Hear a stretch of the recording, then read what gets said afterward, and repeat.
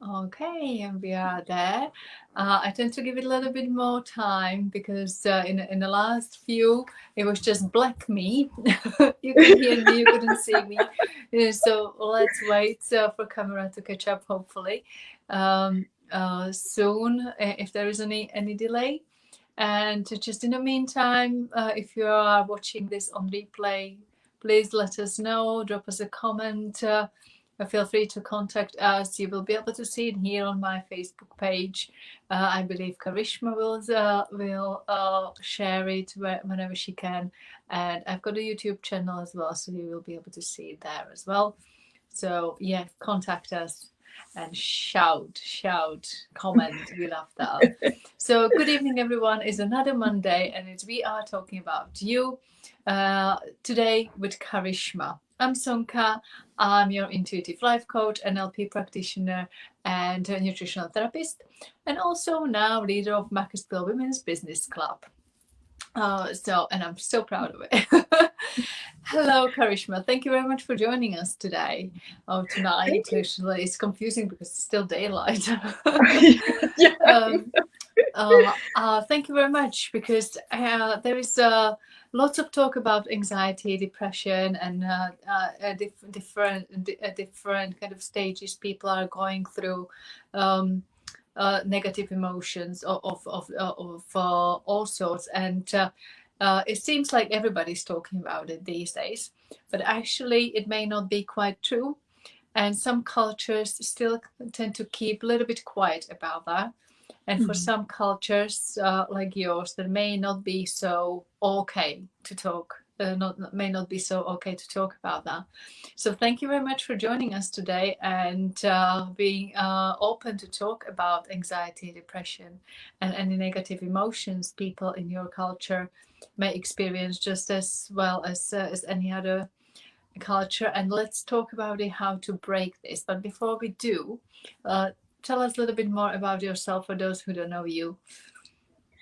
Oh, well, first of all, thank you so much for having me. It's incredible to be joined here with you and your wonderful talents. So, I'm Sweet.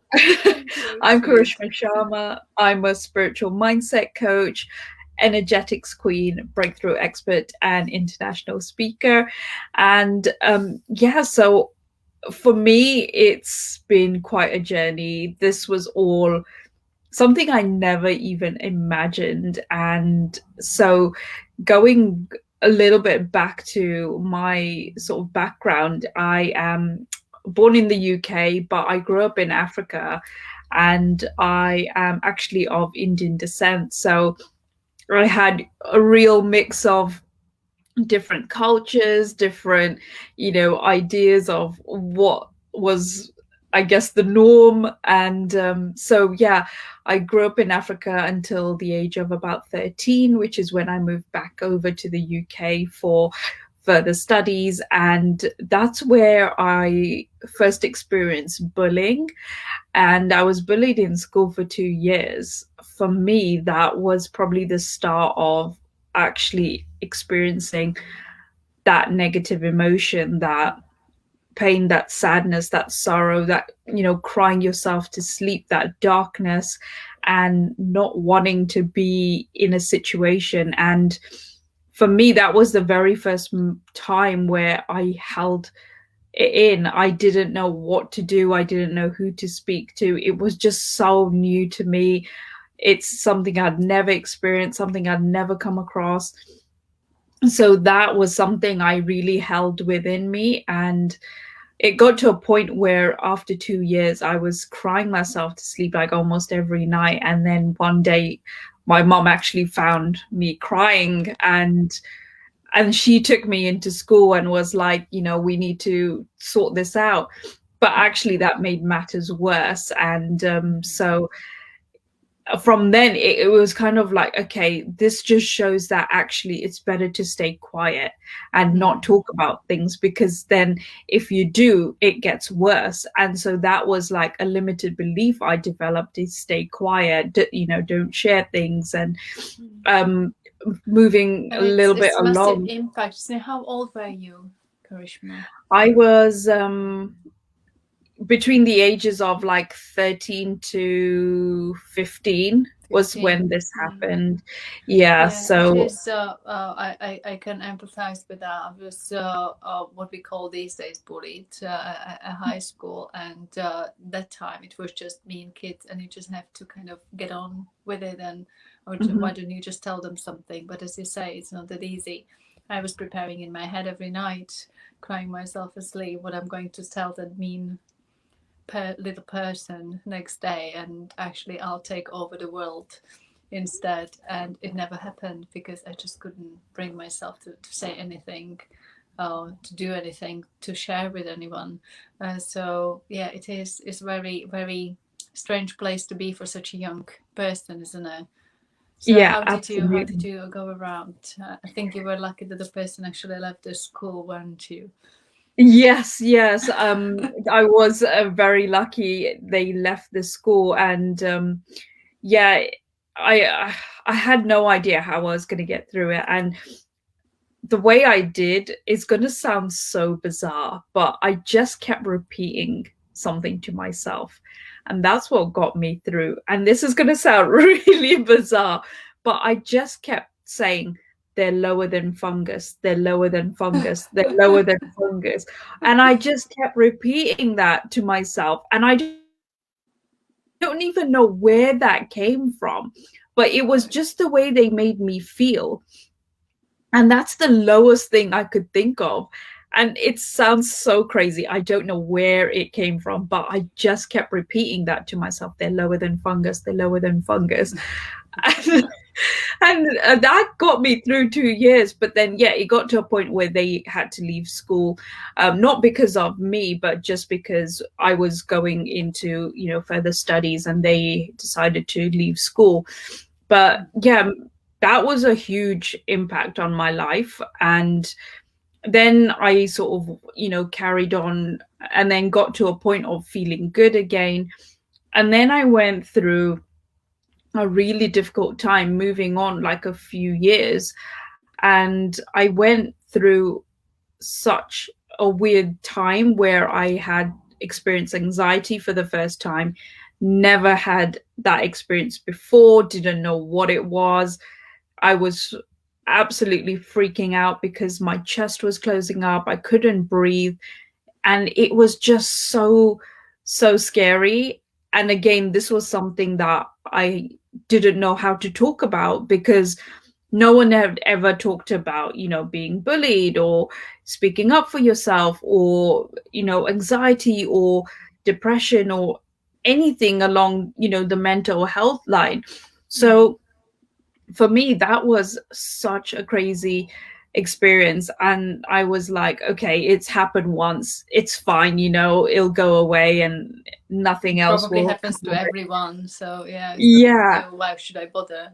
Yeah. exactly. Yeah. And then it happened again, and then it happened again. And it was getting worse and worse each time, because I was building up so much more emotion inside of Mm. me. And I was having such a difficult time, and I had no one to speak to, because it's just one of those things in my culture, for example. You don't talk about things outside of your family, and you don't share, or, as people say, air your dirty laundry. You just don't talk about things, you keep it Yes, yeah, we within. have, yeah, definitely. I was Yeah. brought up like that, and many people may actually people may wouldn't think, oh, how about your parents? But I don't know how about you, but there wasn't that relationship of that kind with my parents.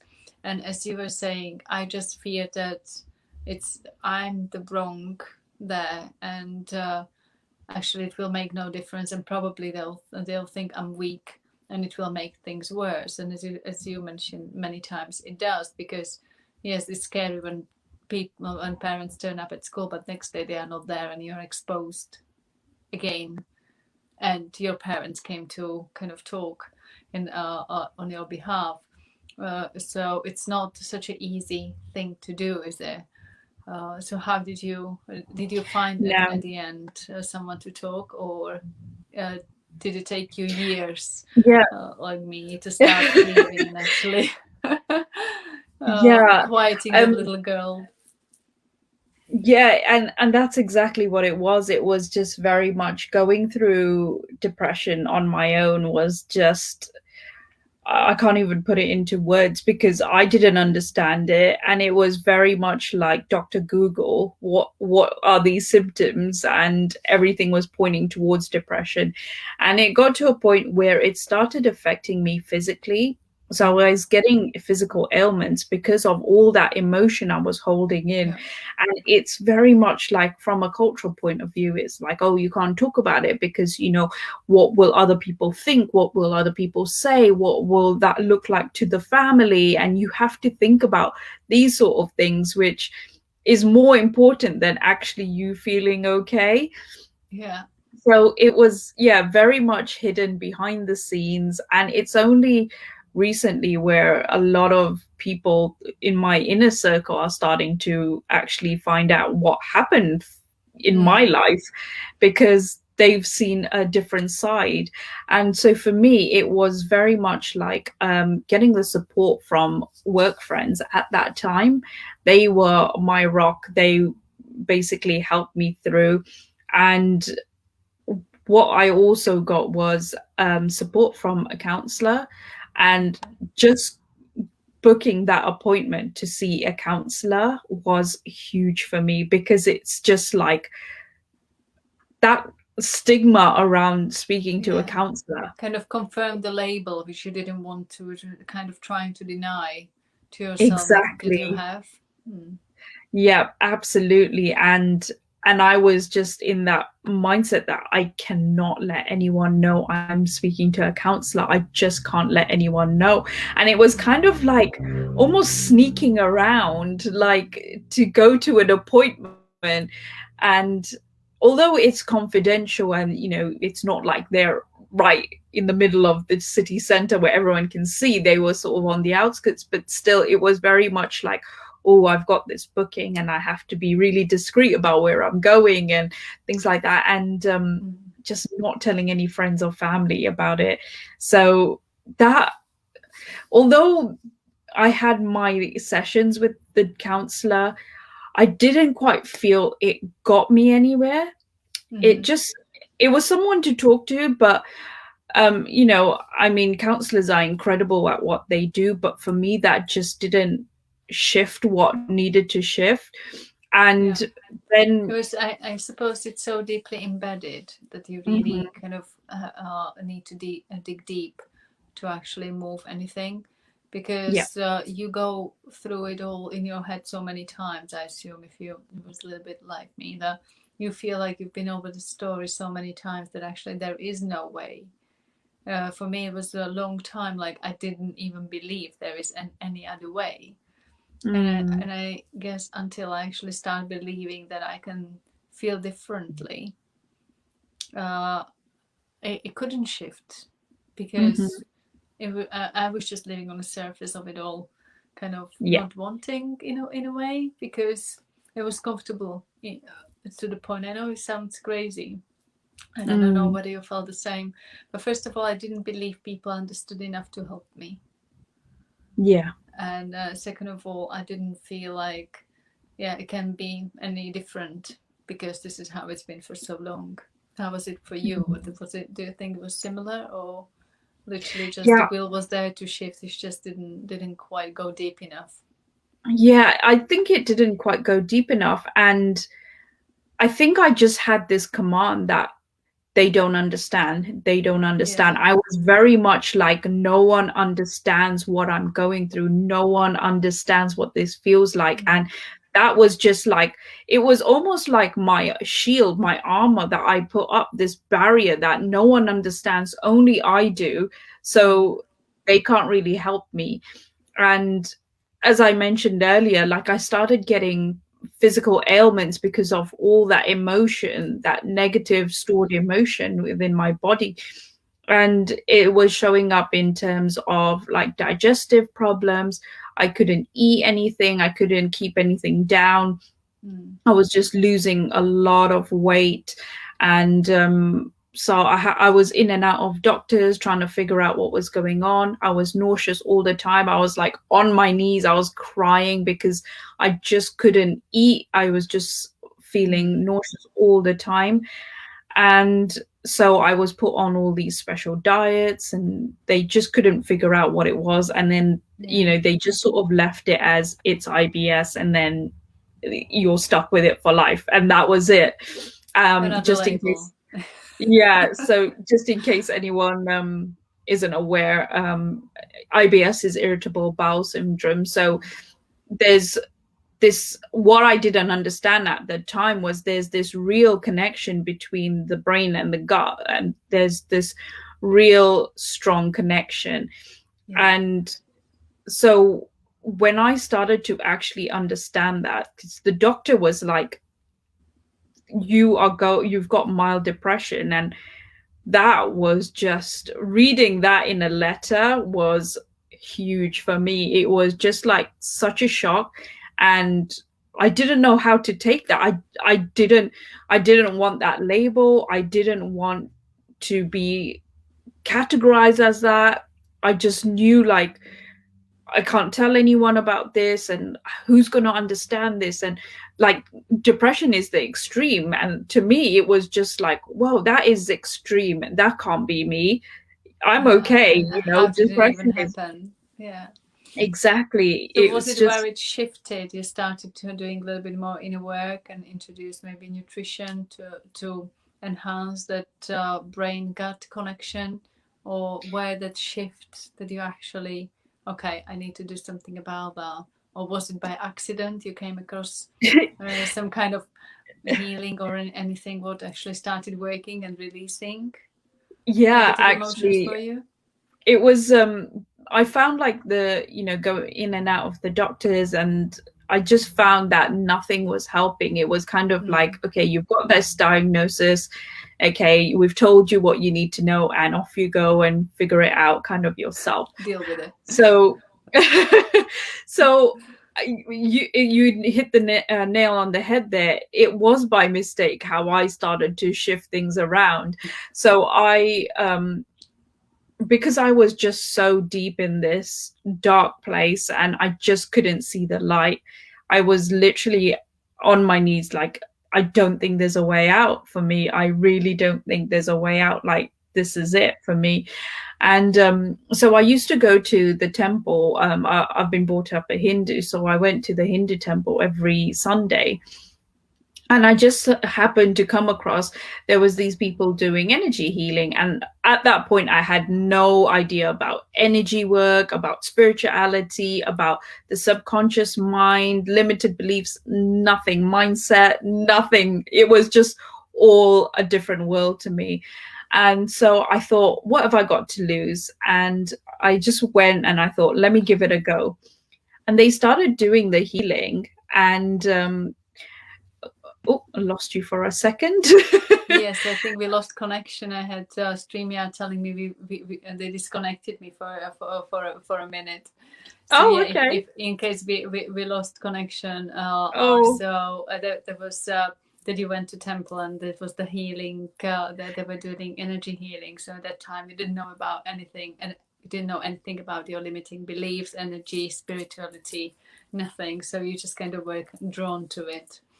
yeah. I sat down and I had my eyes closed, and then as they were doing the healing, it was just like darkness when I had my eyes closed, and then it started lifting. It was almost like shifting out, and then it went to gray, and then to just bright white light. And I was just like, what is this? This is crazy. It's happening to me, yeah. I know. And I just started to feel like different. I was like, I almost feel like myself, like my old self.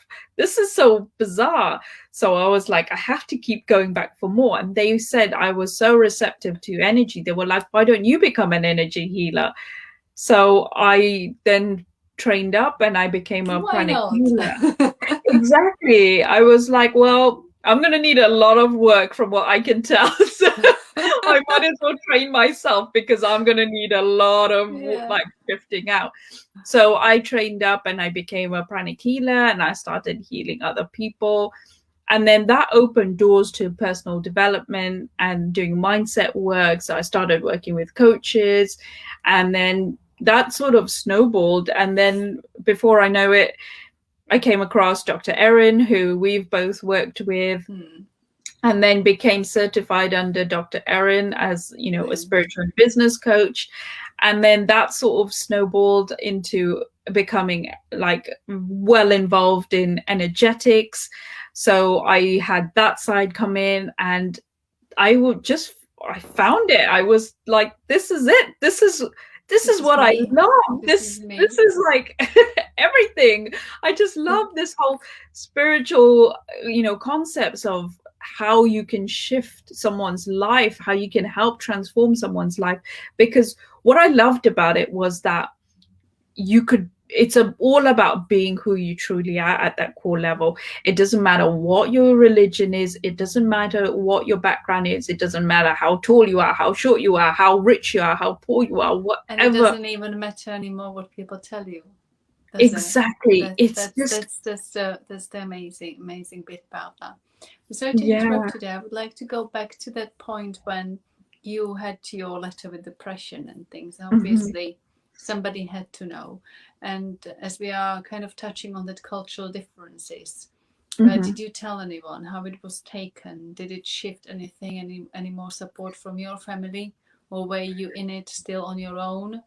Because obviously, I assume the pranic healing was probably better received than depression, but I may be completely wrong, because obviously your religion is a little bit more prone to kind of the energy and spirituality, probably. So tell us about that shifting point when you had the letter, and how your culture and how your support network reacted to so for me, it was still very much like, I can't talk about this, I can't share this. And it was almost like a denial. Even though I had shared it with several people, it was almost like denial. Like, okay, it's there, the doctor said it, but it's not actually true. So it was very much like, brush it under the carpet, everything's fine, and just carry on. And then when I started talking more about all this energy work and all that, and even that, it was just such a out there concept. Even that's not been really accepted, or like, it's just not the norm. So it's just like, you know, anytime I talk about it, it's like I have to know my audience. So there's like the odd few who are like, okay, I'm really interested in what you do, and they'll, you know, sit down and they'll talk with me and they'll want to experience it. And then there's others who just block it off. Thank you very much. Don't want to know anything about it. Complete denial. You know, depression doesn't exist. That's not for, you know, that's for all the weak. That's, you know, if you could heal depression with energy healing, nobody would have depression. So everybody has to find their own way, and you obviously actually it sounds more like your way found you. Than you found it, which is beautiful. And many times that's how it is, isn't it? We don't go consciously to temple to find our destiny and our purpose, do we? It's just kind of we are led, and it will find us, or certainly help us to find it. That's beautiful. And now these days you are actually helping others to get through this. So how do you deal with still that cultural difference? I assume you would have quite few of your clients would be culturally from your background or similar. So is there still taboo, or is it opening a little bit more now, because obviously a few years passed since your diagnosis and everything?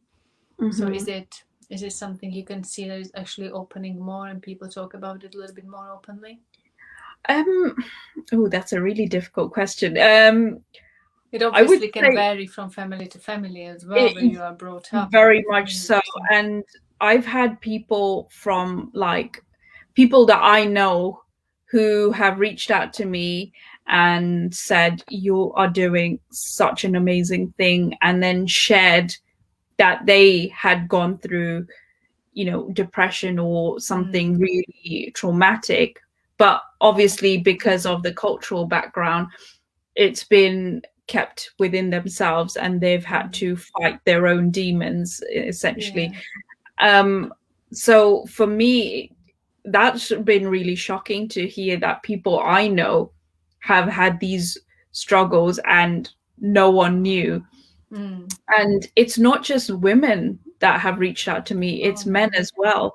And that's a whole different, concept, because with men, it's even worse than females speaking up about it, because there's this whole stigma around mental health, and then there's this whole idea that it makes you weak and you have to be strong, and you have to be, there's ego, a little bit more yeah, of ego talking, and it's not that negative ego, I mean, but it is that masculine energy, isn't it, which some of us have as well as a female, but it's a little bit more ego there, and a little bit more shame probably behind absolutely. that on male side, which is definitely they are not that much different, and it is really good to see that actually people are opening up to men, and they are opening up as well and talking about it. So it's fantastic. So we know also that you've got some amazing things coming up as well, very soon, which I hope the people will take full advantage of. So it's your masterclass, isn't it? Yes, I've got a free masterclass on Wednesday, which is the 28th of April. And it's all only 2 days to go if you only 2 days to go. And it's all, everything we've talked about is kind of the reason why I'm doing the masterclass, because it's the masterclass is called Visibility Breakthrough: Discover Your Voice, Your Power, and Your Worth. And those are things that I feel like culturally there's still a lot of people who aren't speaking up. There's still so many people who are suffering in the background on their own without any support. And that's why I feel like my mission is so strong to help people to shift. Shout for Because them. yeah, and to be the voice for them. And that's part of what my business is. It's to bring forward those people who are in the background, who are struggling on their own, who need that voice, who need that empowerment, who need to feel worthy. And that's what this masterclass is going to help people do. So it's at 7 p.m. on Wednesday, the 28th. That's 7 p.m. UK time. So for anyone else in different time zones, you might have to check out what that is. We'll post the link or below when we finish in comments, so people can actually click and sign up for it. I'm sure it will be amazing. So no doubt about that. And yeah, it's a beautiful path you've chosen, or you were chosen to do. And when we talk about cultural differences, it doesn't necessarily mean that it's just related to particular culture like Indian or Hindu or anything like that. As we say, it can vary from family to family, because you've got your own culture you were brought up in, and we are from completely different backgrounds. And it was very, and our story is actually very much similar, and we were brought up, miles apart. So a country which I didn't even know existed when I was that young. Because we were so kept enclosed. So it doesn't mean cultural. Means only from certain cultures as the country you are from. It can be as simple as the family you are from. So if you feel like you don't have anyone to talk to, or you would like to know how to get out of this and get that empowerment, get in touch with Karishma. She's absolutely amazing, as you could have heard. And her masterclass will be absolutely ace, I'm sure.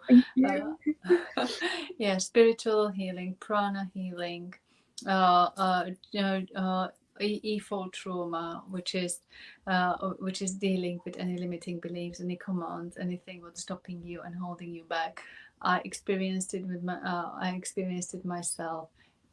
Those are really amazing shifts can happen when you work on yourself and when you work with Karishma. So is there anything else, any tips, Karishma, you would send out to people who need to hear it today or whenever they are watching this video, if they are in a similar situation? What would be encouragement, what would be the tip Yeah, for them? so yeah, I think what you said is, talk to someone. I think that is a really key thing. And if it's someone that you feel, or for example, if you feel uncomfortable with your inner circle, then reach out to someone who can help. Like you said, my DMs are always open, so you can find me, for example, on Instagram at Karishma V Sharma, and just connect and share what's going on, because the last thing we want is for people to feel alone and really struggle on their own. And the other thing to do is find what makes you happy on a soul level. What is it? It could be something as simple as just going for a walk and being out in nature, or it could be something extreme like how I did, was just keep traveling. I was just constantly traveling the world, and that really lit my soul up.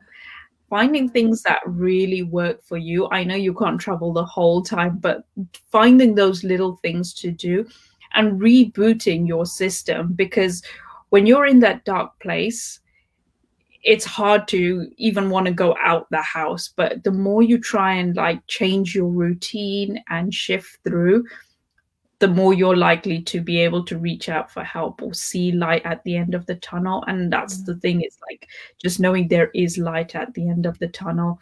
And also just really being able to connect in with someone who can help you with those limited beliefs. I think that is so important at such a deep level, going beneath what's happening, at surface level, going into the subconscious mind, which is driving 95% of what we do and how we are.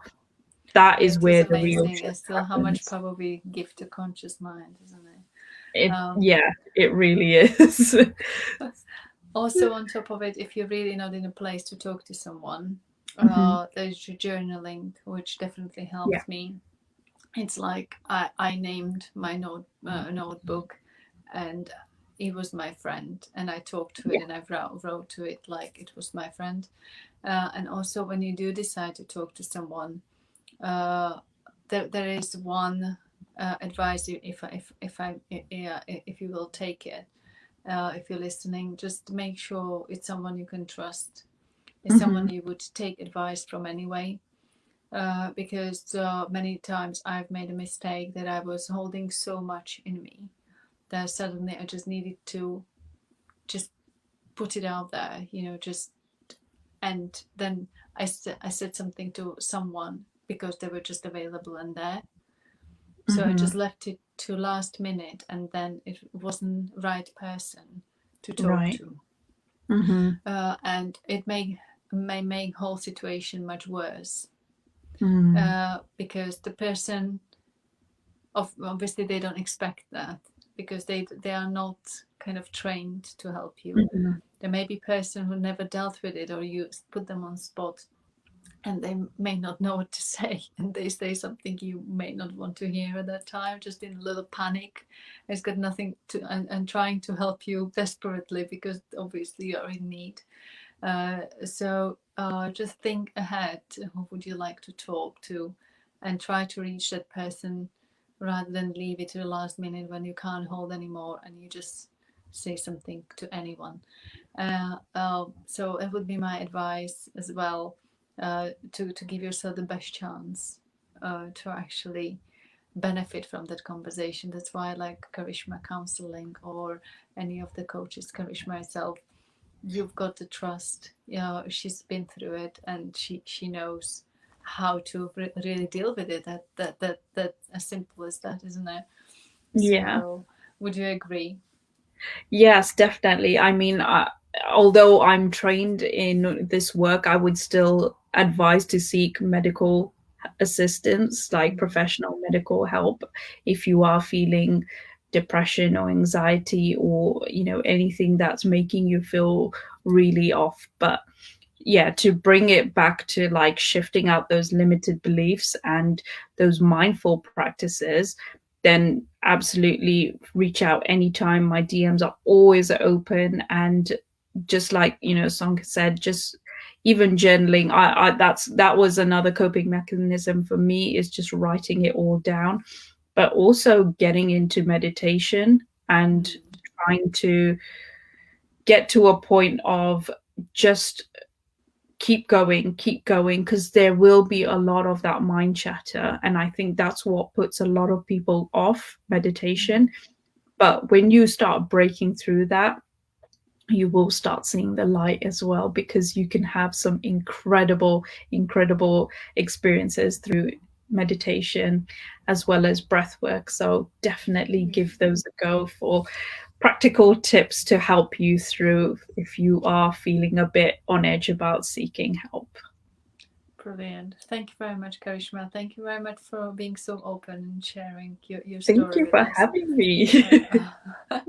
It was definitely a pleasure, and yeah, being vulnerable and putting this out there with hope from both of us that somebody will listen who actually needs to hear all this and needs to connect with you.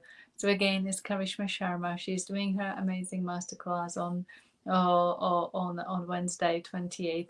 We'll post the link, and please join her if you can. I'm sure it will be absolutely amazing. Thank you, Karishma. It was a pleasure talking to you. Thank you very much for joining us tonight. Thank you so much for having me. Speak to you soon. Bye for Okay, now. take care. Bye. Bye.